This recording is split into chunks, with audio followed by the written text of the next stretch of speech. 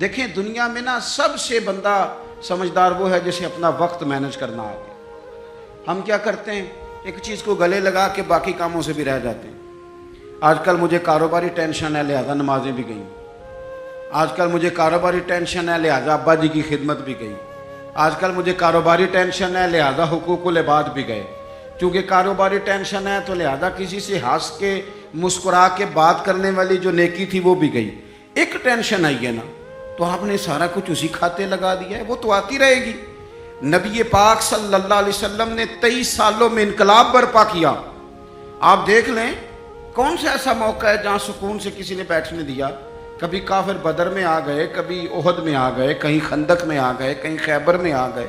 وہ معاملہ اپنی جگہ پہ تھا تو یہاں مدینے میں یہودیوں کی سازشیں شروع ہو گئیں۔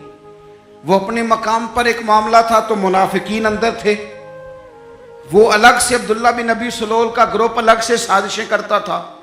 پر ان ساری پریشانیوں کے باوجود اور جو نجی اور ذاتی دکھ تھے وہ بھی اپنی جگہ پہ قائم۔ کبھی حضرت خدیجہ وصال کر گئی، کبھی حضور کی بڑی شہزادی کا وصال ہو گیا، حضور بدر کی فتح کر کے آ رہے تھے تو حضرت عثمان غنی نبی پاک کی شہزادی کو دفن کر کے آ رہے تھے، تدفین ہو رہی تھی۔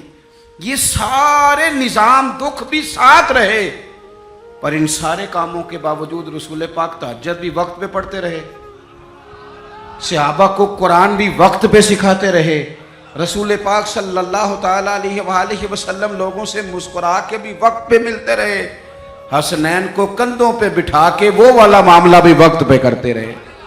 سارے کام ساتھ ساتھ ہوتے ہیں۔ ہم نے ایک دو چیز کو بابو جی یہ نہیں صحیح ہو رہا لہذا سارا کچھ ہی خراب ہے۔ ہمارا وقت ضائع ہو رہا بھائی، اور تیزی سے ضائع ہو رہا ہے۔ ہم بڑے قیمتی ہیں، اپنے آپ کو قیمتی سمجھیں۔ آپ دیکھیں نا ہمارے صوفیاء کہتے ہیں کہ وہ بار کچھ پہچاننا، اللہ کی معرفت حاصل کرنا، آگے بڑھنا یہ تو دور کی باتیں، سب سے پہلا کام یہ ہے کہ من عرف نفسہ ہو، اپنے آپ کو تو پہچاننا۔ یہ جو ہمارا طبقہ نوجوانوں کا ہے اور ہمارے وہ لوگ جو ابھی اپنی عادات کو پکا رہے ہیں، وہ اپنے معاملات کو تھوڑا سا مینج کر کے چلیں۔ اگر آپ سارا دن فارغ رہیں گے تو کچھ نفس کی لذات بڑھ جائیں گی، چیزوں کو مینج نہیں کریں گے تو جو لوگ گھر میں سارا دن لیٹے رہتے ہیں ان کی فرمائشیں بھی بڑھ جاتی ہیں۔ کبھی ان کا صبح کے ناشتے میں پائے کھانے کو دل کر آتا ہے، دوپہر میں کچھ فارغ ہیں تو وہ کہتے ہیں پکوڑے نکل آئیں تو تب بھی ذرا اچھا ہی رہے گا، پھر وہ تھوڑی دیر کے بعد یہ بھی فرمائش کرتے ہیں کہ شام کا وقت ہے تو چلو میٹھے میں بھی کوئی دو ایک ڈشیں بن جائیں تو اچھا ہوتا تھا۔ تو یہ مصروفیت پھر انہیں نا اگلے کچھ مہینوں میں ڈاکٹر کے پاس لے جاتی ہے، یہ والی مصروفیات۔ چونکہ آپ نے چیزوں کو مینج نہیں کیا، وقت کا تعین نہیں کیا۔ جو لوگ پابندی سے فجر کی نماز پڑھنے کے عادی ہوں، پابندی سے، وہ ذہن بنا لیں کہ آپ 2-3 دن اگر آپ نے پابندی سے الارم لگایا نا کہ مجھے 3:45 اٹھنا ہے، تو میرا خیال ہے کہ 3 یا 4 دن الارم بجے گا، 5ویں دن آپ خود بخود جاگ جائیں گے۔ اور فجر کے بعد جب آپ واک کر کے لوٹیں اور پھر آپ کا خیال ہو کہ میں نے کچھ تلاوت بھی کرنی ہے، آپ کا تعین ہو وقت کا، اور یہ رواج آپ کی وجہ سے بچوں میں منتقل ہوگا، آپ کی وجہ سے۔ ہمارے استاد فرمایا کرتے تھے میرا بس چلے تو میں طالب علموں کو ہفتے میں ایک چھٹی نہ دوں۔ ہم لوگ ذرا تھوڑے سے پریشان ہوتے ہیں کہ بھئی استاد جی مطلب کہتے ہیں کہ ہفتے بعد بھی چھٹی نہ ہو، حالانکہ چھٹی تو ہونی چاہیے۔ وہ کیا فرماتے تھے؟ وہ کہتے تھے جس دن چھٹی ہوتی ہے شیڈول خراب ہو جاتا ہے، بچوں کا اگلے دن بھی مدرسے آنے کو دل نہیں کرتا۔ اور یہ بات ہم نے بعد میں دیکھی، اس کا تجربہ کیا کہ روٹین میں جو نظام چل رہا ہوتا ہے اس میں جب ایک دن کی بھی آپ بریک لگاتے ہیں تو اس سے اگلے دن کا ماحول خراب ہوتا ہے۔ دیکھیں کچھ لوگوں کے پاس دولت ہوتی ہے، کچھ کے پاس نہیں ہوتی، کچھ کے پاس اللہ تبارک و تعالیٰ کی دی ہوئی وسعت ہوتی ہے، کچھ کے پاس نہیں ہوتی۔ وقت ایک ایسی نعمت ہے جو اللہ نے سب کو عطا کی ہے، اگر اس کو ہمیں مینج کرنا آ جائے، طے کرنا آ جائے، تو ہم نے ایسے لوگوں کو دیکھا جنہوں نے بڑے بڑے کارنامے سر انجام دیے۔ حضرت عمر بن عبدالعزیز رحمۃ اللہ علیہ کی عمر 39 سال ہوئی ہے، پوری 40 سال نہیں۔ ہمارے ہاں 39 سال کا ابھی نوجوان ہوتا ہے، ہاں وہ بابا کہیں تو ناراض ہو جاتا ہے۔ 39 سال عمر، 39 سال عمر مبارک تھی جس میں انہوں نے روز 5 سپارے قرآن پاک بھی پڑھ لیا، कई लाख बार दुरूद शरीफ भी पढ़ लिया। उन्होंने अपने पूरे अहद हुकूमत में बड़े बड़े सराय कायम किए, बड़ी बड़ी मसाजिद बनाई। जो पिछले बादशाह उनसे पहले गुजरने वाले अदल नहीं करते थे, वो सारी खराबियां दूर करके उन्होंने अदल भी कर दिया। इन 39 सालों में ये वो हसीन शख्स है कि जिसने इतना काम किया कि उसे रसूल पाक की बारगाह से सलाम भी आया। इतने बड़े काम करके वो 39 सालों में अल्लाह के हुजूर भी हाजिर हो गए और सदियां बीत गईं। खतीब मिंबरों पर बैठ के उनकी तारीफें करते हैं, उनकी मिसालें दी जाती हैं, उनके तज़किरे किए जाते हैं, उनके अहवाल बयान किए जाते हैं। वजह क्या थी? वक्त नहीं ज़ाया किया, टाइम नहीं ज़ाया किया। आप यकीन करें, इतना वक्त है हमारे पास, इतना वक्त है, फलानी चीज़ का भी हमें पता है, फलानी चीज़ का। हज़रत बाबा फरीदुद्दीन गंज शकर रहमतुल्लाह ताला अलैह, आप दिल्ली में रहते थे अपने मुर्शिद शेख कुतुबुद्दीन बख्तियार काकी की बारगाह में। तो एक बंदा दूर से कहीं आया तो उसने बाबा साहब से कहा फलाने मोहल्ले जाना है। फरमाने लगे मुझे नहीं पता उसका। वो कहने लगा आप दिल्ली में नए आए हैं? फरमाए नहीं, सालों बीत गए। तो कहा फिर आपको उस मोहल्ले का नहीं पता? कहने लगे 2 गलियों का पता है, एक कुतुब के घर जाती है, दूसरी वापस आती है, तीसरी का नहीं पता। वो तो फारिग लोग हैं जो घूमेंगे, इधर जाएंगे उधर जाएंगे। हमारी तो जो ड्यूटी है, हम ड्यूटी कर रहे हैं। अपनी जिंदगी में औकात का इतना ज़िया है, इतना ज़िया, हद हो गई। हमारे बुजुर्गों ने जो अब वो किताबें लिख गए जो हमसे पढ़ी नहीं जाती, इतनी बड़ी हैं, लोग पढ़ नहीं पाते सारी जिंदगी में। आला हज़रत फाज़िल बरेलवी ने 1000 किताब लिखी है, और ऐसे नहीं लिख दी कि 4 किताबें रखी तो 5वीं उसमें से निकल आई, ऐसे नहीं, बल्कि उन्होंने एक किताब लिखी है जिसको खोला जाए तो कई जिल्दों में किताबें बनती हैं। कैसे लिखा? वक्त मैनेज था। वो वक्त पे उठते थे, वक्त पे सोते थे, वक्त पे जागते थे, वक्त पे नमाज पढ़ते थे, वक्त पे सारे काम करते। हकीमुल उम्मत मुफ्ती अहमद यार खान साहब नईमी रहमतुल्लाह अलैह कुरान मजीद की तफसीर लिखने बैठे तो एक पारे की एक जिल्द लिखी, 8 जिल्दों में हदीस की शरह लिखी, सैकड़ों शागिर्द बनाए, बेशुमार उनके अकीदतमंद हुए, उनकी किताबें अनमोल मोती। किसी ने कहा हुजूर सारा कुछ कैसे हुआ? कहने लगे वक्त नहीं ज़ाया किया, जिंदगी में वक्त नहीं ज़ाया किया। मुफ्ती साहब ना जब जुमे का खुतबा देने के लिए मिंबर पे बैठते थे और पहली बात करते थे ना अल्हम्दुलिल्लाह, तो लोग घड़ी ठीक करते थे, कहते थे लो भी 1 बज गया, मुफ्ती साहब बैठ गए। ये 1 मिनट आगे पीछे नहीं होते, बल्कि एक सादी मिसाल, मुफ्ती साहब असर की नमाज से 15 मिनट पहले घर से निकलते थे। तो आप गुजरते थे ना जहाँ से, तो एक हवेली थी, एक ज़िम्मेदार था, वो उसने भैंसें रखी हुई थी। तो असर से पहले थोड़ा सा भैंसों वाले लोग दूध धोना शुरू करते हैं। तो मुफ्ती साहब जब सामने से गुजरते तो वो ज़िम्मेदार कहता अपने बेटे से, कहते पुत्र कट्टा छड़ दे, मुफ्ती साहब लंघ गए नहीं। वो कहते अब्बा जी अजे तो दिन खलोता है, कहते दिन नू छड़, उस्ताद लंघ गए नहीं, वो वक्त पे जाते हैं, लिहाजा वक्त हो गया, तू इस तरह कर, तू शुरू कर दूध धोना। तो कहते हैं घड़ियां कम होती थी, हर बंदे के पास होती नहीं थी, तो अगर घड़ी मंगा के भी कभी देखते थे तो वाकई 4:45 होते थे। अपने मामलात को लोगों ने जब तय कर लिया, जब उनका इरादा बन गया, जब वो काम करने वाले लोग थे। आप यकीन करें कई लोगों को अपने बारे में इतनी मालूमात नहीं होती जितना उनके पड़ोसियों को उनके बारे में पता होता है। इतनी मालूमात नहीं होती जैसे वैसे लोगों को खबर होती है कि फलाना। और किसी दानश्वर ने बड़ी उम्दा बात की थी, उसने कहा था हमें पड़ोसी के बच्चों की गलत हरकतों का पता होता है पर उसकी गुर्बतों का पता नहीं होता। ये ज़रा वक्त पे ख्याल करते हैं कि फ़लाना बच्चा शरारत कितनी करता है, ये नहीं सोचते कि उसकी फ़ीस भी अदा हुई है कि नहीं, उन्होंने रोटी भी खाई है कि नहीं, उनके पास स्कूल जाने का यूनिफॉर्म भी है कि नहीं। अपने वक्त को हमेशा अच्छे अंदाज में, हज़रत मुआविया बिन खुदैद रज़ी अल्लाह ताला अन्हु एक सहाबी हैं, वो कहते हैं सिकंदरिया की फ़तह के लिए हम लोग गए, फ़तह हो गई, वापस आए तो दोपहर का वक्त था। सख्त गर्मियों में अक्सर लोग दोपहर को भी आराम करते हैं, जब धूप कड़ाके की हो तो लोग बाहर नहीं निकलते। फरमाते हैं सब लोग मदीना शरीफ में आराम कर रहे थे और गलियों में कोई शख्स भी दिखाई नहीं दे रहा था। मैं समझ गया सब लोग महवे आराम हैं। हज़रत उमर फ़ारूक रज़ी अल्लाह ताला अन्हु को मैंने इत्तला देनी थी कि फ़तह हो गई। आप फरमाते हैं मैं भी जाके किसी कोने में बैठ गया, असर या मगरिब का वक्त हुआ तो हज़रत उमर से मुलाकात हुई, तो मैंने सलाम के बाद अर्ज़ की हुजूर मुबारक हो, अल्लाह ने कामयाबी दे दी, इस्कंदरिया की फतह हो गई। तो हज़रत उमर कहने लगे या अल्लाह तेरा शुक्र है। फिर फरमाने लगे यार मैं तो तेरे इंतज़ार में था और ख्याल था तू ज़ोहर के करीब आ जाएगा। अर्ज़ की हुजूर मैं आ गया था, ज़रा बात को सुनना, मैं आ गया था पर सब लोग सो रहे थे, आपके आराम में खलल डालना मुनासिब नहीं समझा, लिहाजा मैं रुक गया कि असर या मगरिब में बताऊंगा। तो हज़रत उमर कहने लगे ये तुमने क्या किया?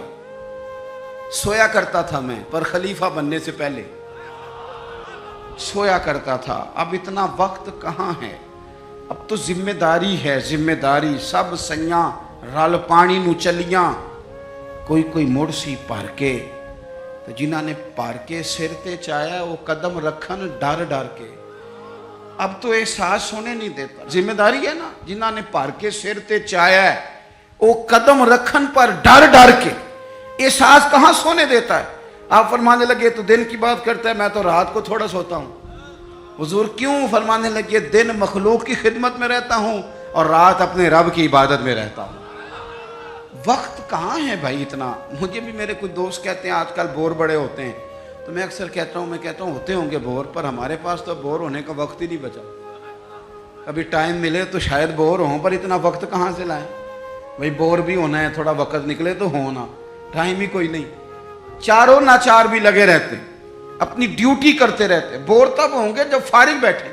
जिंदगी को फारिग न बिताएं अपने वक्त। वो जी मैं ज़रा फारिग था तो यहाँ आके बैठ गया, मैं ज़रा फारिग था तो मोबाइल पे लग गया, मैं ज़रा फारिग था तो फलानी बहस में लग गया, मैं ज़रा फारिग था तो मैं चाय पीने चला गया, मैं ज़रा फारिग हूँ तो आओ 2 घंटे तय करके ना, 2 घंटे जाने 2 घंटे आने, करना क्या है, रोटी खाने जाना है। वाह भाई वाह, इतनी फुर्सत कहाँ से आई। हज़रत अब्दुल्ला इब्न उमर हदीस के रावी हैं, मेरे नबी पाक अलैहिस्सलातु सलाम इरशाद फरमाते हैं जब सूरज तुलू होता है, हर रोज जब सूरज तुलू होता है तो दिन ऐलान करता है, उस दिन मुनादी होती है, वो दिन ऐलान करता है और कहता है लोगों आज अगर कोई काम करना है तो कर लो, मैं आज आया हूं, आज के बाद दोबारा नहीं आऊंगा। आज ये जो दिन है ना, ये आज के बाद दोबारा ये नहीं आएगा मेरे अजीज।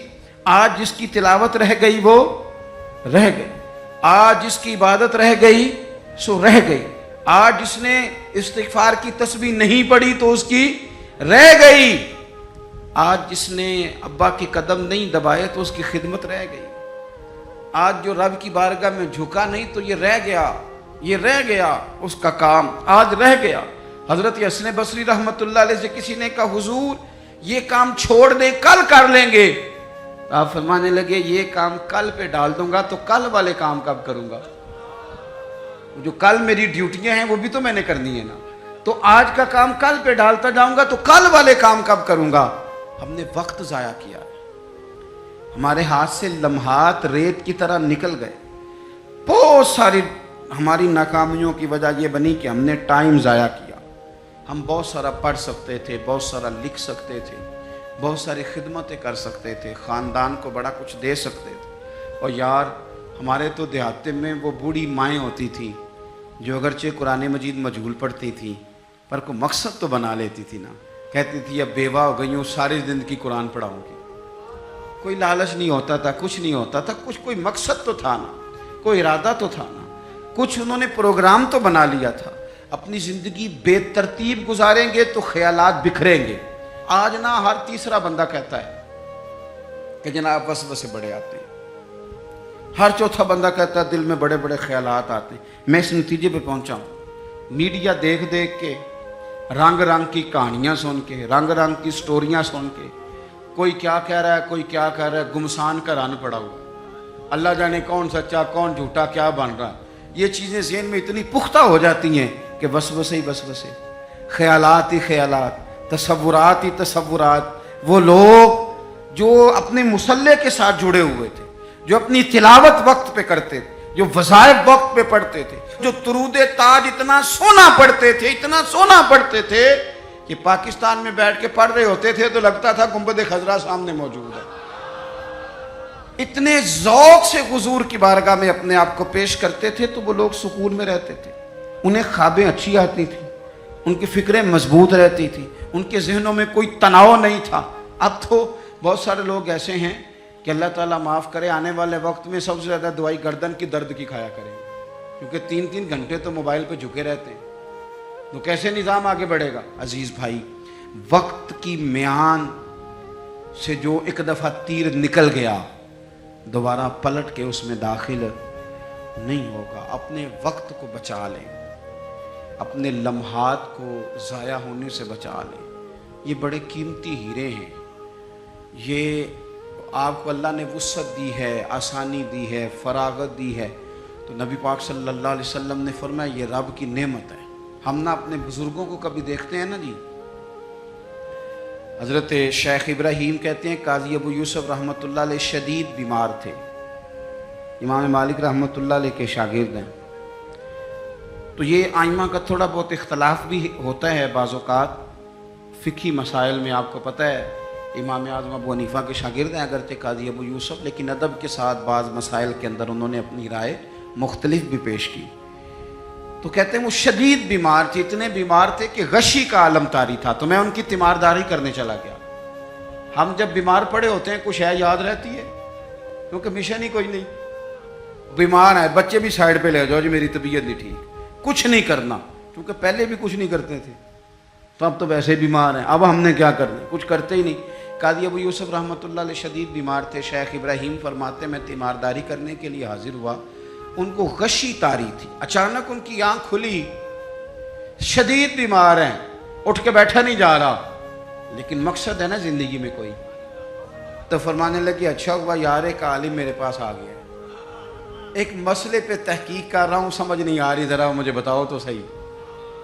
اس حال میں بھی آپ مسئلوں پہ تحقیق کر رہے ہیں، اس حال میں بھی کتاب و سنت کی بات، اس حال میں بھی اصول فقہ کی باتیں، کہا حضور فرمائیے، تو آپ فرمانے لگے یہ بتاؤ کہ یہ جو حج کے موقع پر رمی کی جاتی ہے جمرات کی، کنکر مارے جاتے ہیں، تو یہ پیدل مارنا افضل ہے یا سواری پہ؟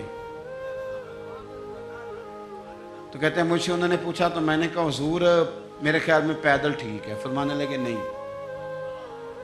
یہ ٹھیک نہیں، تو میں نے کہا پھر سواری پہ ٹھیک ہے؟ کہنے لگے نہیں آپ نے پھر جلدی کر دی ہے، یعنی وہاں بھی وقت کا ضیاع نہیں، وہاں بھی ضیاع نہیں۔ یہ سید ابو البرکات شاہ صاحب رحمۃ اللہ علیہ، حزب اللہ ناو شریف والے، مفتی اعظم پاکستان، سراج اہل تقویٰ کہا جاتا تھا۔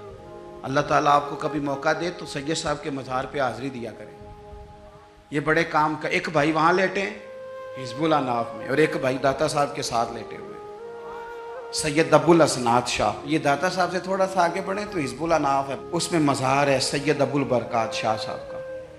یہ اعلیٰ حضرت فاضل بریلوی کے خلیفہ ہیں اور پاکستان کے سب سے بڑے مفتی تھے، اور ساری زندگی پڑھا اور پڑھایا، اور ساری زندگی حضور کی شانیں بیان کی۔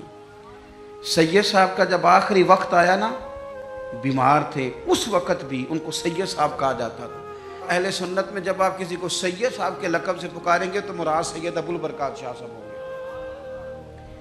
تو سید صاحب کو نا آخری وقت میں بھی اتنا پیار تھا پڑھنے پڑھانے سے کہ کسی سے کہتے تھے کہ شیخ محقق شاہ عبد الحق صاحب محدث دہلوی کی جو مدارج النبوت ہے نا کتاب، اس میں انہوں نے حضور کی شانیں بڑی بیان کی، تو تھوڑی ظاہری بصارت کمزور ہو گئی یا جسم کمزور ہو گیا تو فرماتے تھے میں پڑھ نہیں پاتا مجھے سناؤ، یعنی وہ وقت بھی حضور کی شانیں سننے سنانے پڑھنے پڑھانے میں گزر جائے، وہ وقت بھی۔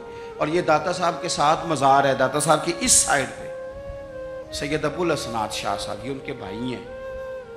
تحریک ختم نبوت میں جیل ہو گئی تھی، جیل ہو گئی جیل، تو جیل میں بھی فارغ نہیں بیٹھے، قرآن پاک کی تفسیر لکھ ڈالی، قرآن پاک کی تفسیر لکھ ڈالی۔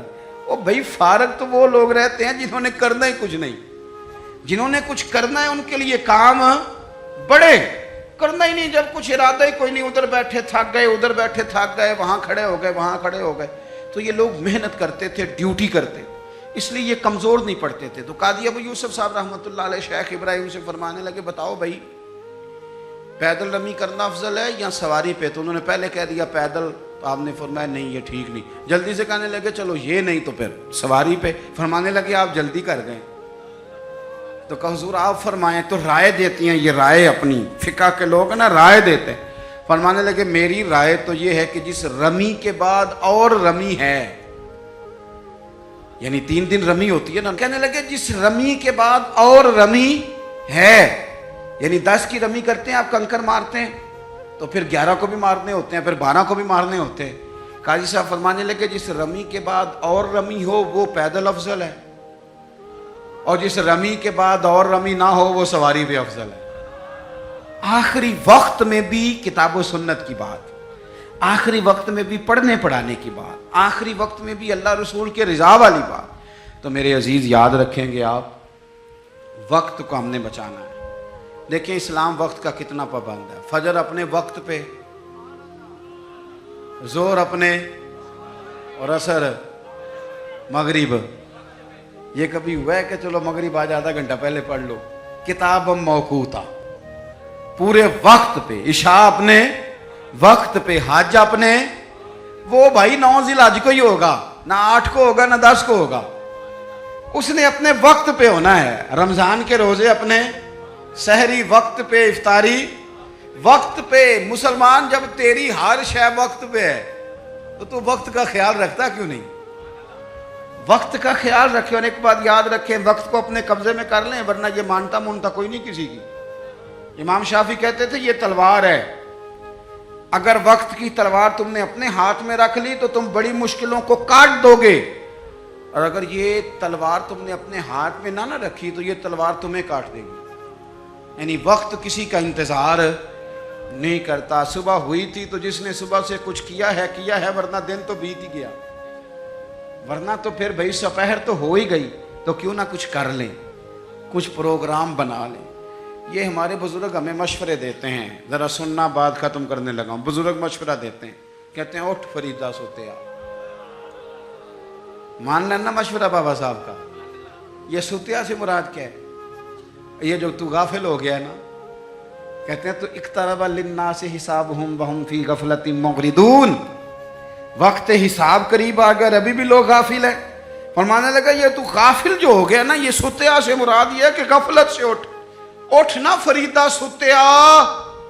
اوے داڑھی آ گیا پور, اگا نیڑے آ گیا تے پیچھا رہ گیا دور.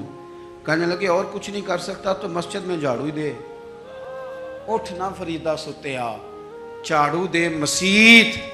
اوے تو ستا ہے تے رب جاگدا, تیری ڈاڈے نال پریت. پھر فرمانے لگے اٹھ نا فریدہ سوتیا, چل خلقت ویکھنی جا, تے متے کوئی مل جائی بخشیا تے تم ہی بخشیا جا. اس سے مراد کیا ہے؟ کہنے لگے اٹھ نہ چل, اور کچھ نہیں تو کسی نیک کی صحبت میں بیٹھ چل کے. اٹھ نہ فریدہ سوتیا تے خلقت ویکھن جا, متے کوئی مل جائی بخشیا, تم ہی بخشیا جا. اپنے وقت کو, جوانوں اگر تم وقت کے مطابق کام کرنے لگ گئے تو بڑا کچھ تمہارے ہاتھوں میں ہے, اور اگر وقت تمہارے ہاتھ سے نکل گیا تو کچھ بھی ہاتھ نہیں رہے گا. اقبال نے اپنے بیٹے کے نام نظم لکھی تھی, کہا تھا دیار عشق میں اپنا مقام پیدا کر, نیا زمانہ اور نئے صبح و شام پیدا کر. اور میرا طریق امیری نہیں فقیری ہے, تو خود ہی نہ بیچ غریبی میں نام پیدا کر.